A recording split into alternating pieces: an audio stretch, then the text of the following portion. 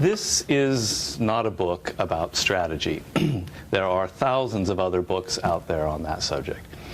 This is a book about military strategy, a very particular form of knowledge, of philosophy, that I believe has incredible relevance to any conflict and to all kinds of situations that we encounter in everyday life. But there's something very peculiar about military strategy, something that I don't think is ever really commented on. And what I mean is the following. Over the centuries, all kinds of brilliant ideas have evolved about how to fight wars in the most efficient manner. And these ideas have been collected to form a kind of body of military knowledge. And on occasion, these ideas have actually been written down into various pamphlets and manuals, the most famous of which is Sun Tzu's Art of War. But this knowledge was never studied in universities, and these books were never read by the public at large. Instead, this massive information on the art of war was jealously guarded and hoarded by the elites who ran a country. So, for instance, a king or ruler of a country would have a copy of Sun Tzu's Art of War. He would keep it by his bedside.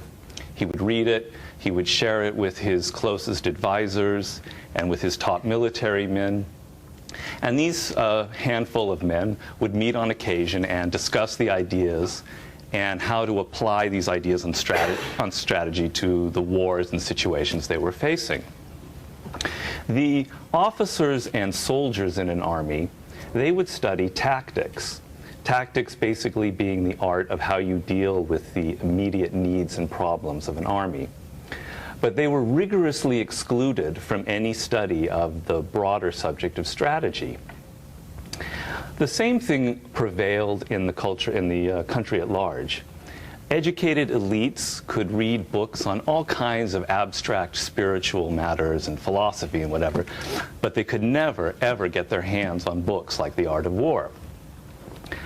I can think of no other form of knowledge that has had such a deep and lasting impact on history that has actually been studied by so few people. And I think, of course, obviously this begs the question, why? At first glance, you might think, well, military strategy, it's a very technical, arcane subject, but I don't think it has anything to do with that. I think it's a power issue.